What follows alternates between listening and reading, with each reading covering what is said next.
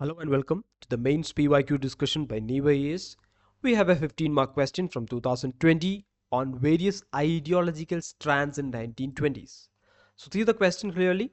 Since the decade of 1920s, the national movement acquired various ideological strands and thereby expanded its social base. Discuss.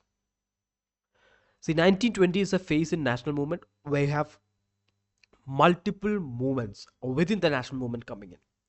We'll explain that in this question. So that's the whole idea behind this question. To identify what are these diverse ideological strands evolving in 1920s.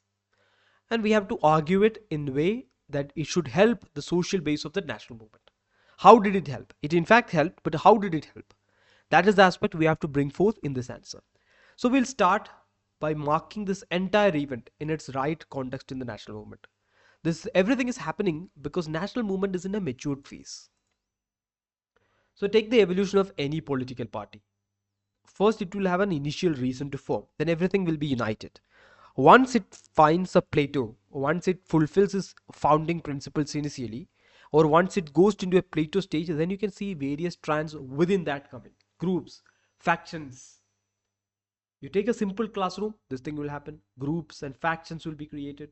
So the same thing will happen with national movements and political movements as well. And this is a show of the maturity of the social process. And see this, we'll mark it as the matured phase of national movement. And the reason why various strands are coming is not just domestic, it's international as well. For example, movements like socialism, communism, and communalism.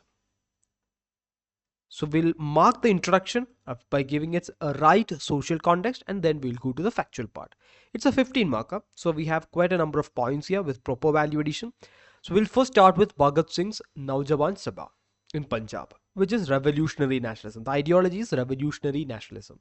So we have marked this on the basis of different ideologies, then examples. Revolutionary nationalism, Bhagat Singh's Naujawan Sabha.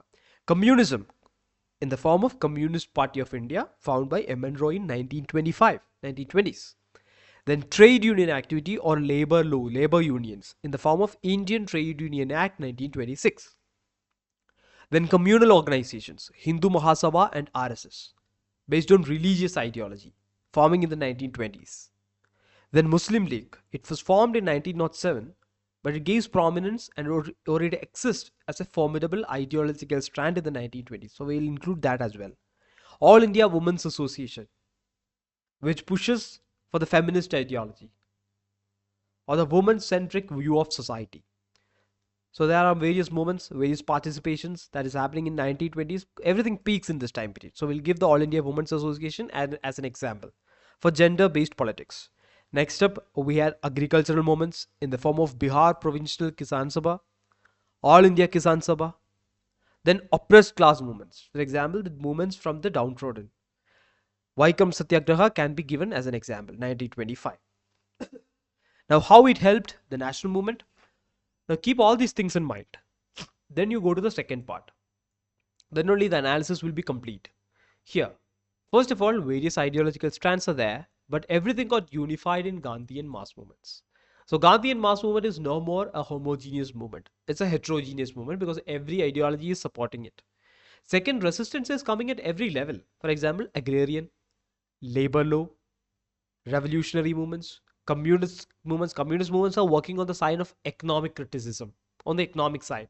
And they're also trying to form global alliances with the Soviet Union, which is very strong at that time. Then various leaders are also coming up with different movements. M.N. Roy we have talked about.